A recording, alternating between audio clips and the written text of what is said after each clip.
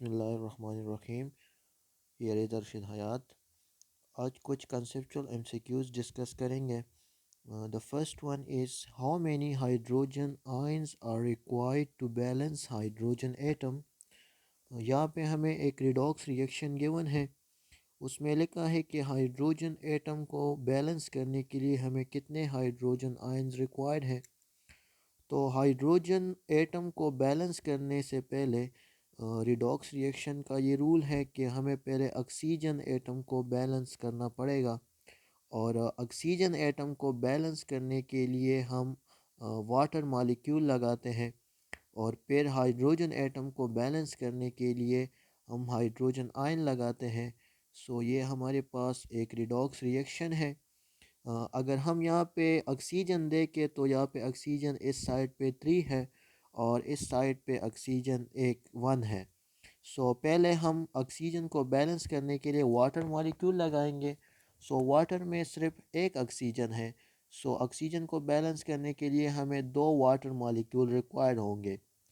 सो यहाँ पे hydrogen atom को बैलेंस करने से पहले मैंने ऑक्सीजन एटम को बैलेंस कर लिया। सो अब यहाँ पर भी 3 ऑक्सीजन है इस साइड पे, और इस साइड पर भी 3 ऑक्सीजन है। अब हम हाइड्रोजन एटम को बैलेंस करेंगे, वहाँ पे हम हाइड्रोजन आयंस लगाएंगे।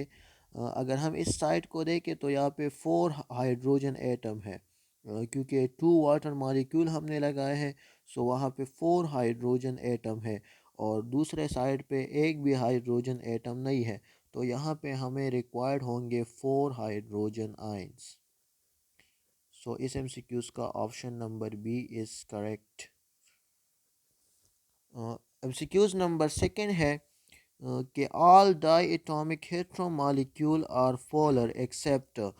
यहाँ पे अगर हम कार्बन मोनोऑक्साइड को देखें, सो इस ये मॉलिक्यूल हम नॉन पोलर कंसिडर करते हैं। बिकॉज अगर हम इसका स्ट्रक्चर देखें, सो इसमें जो 3 बॉन्ड्स है, 2 बॉन्ड्स वो कोवेलेंट बॉन्ड है, एक इसमें सिग्मा बॉन्ड है, एक इसमें पाई बॉन्ड है। कार्बन के साथ एक लोन पेयर है, और 2 लोन पेयर जो है वो ऑक्सीजन के साथ है। सो इन 2 बॉन्ड की जो इलेक्ट्रॉन डेंसिटी है वो ऑक्सीजन की तरफ है, because oxygen is more electronegative atom.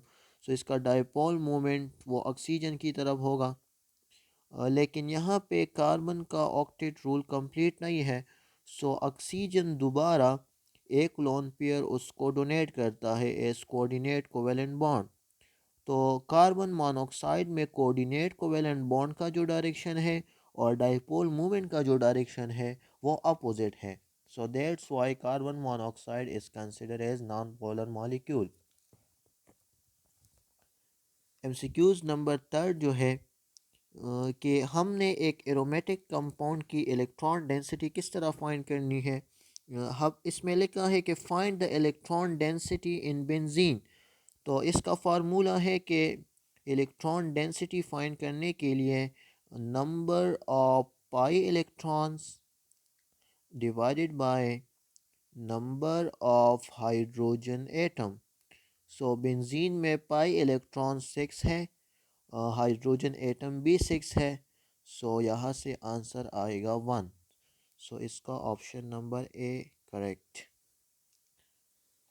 Last MCQs जो है एमसीक्यूज नंबर 4, उसमें लिखा है which of the following carbonyl carbon is less electrophilic in nature.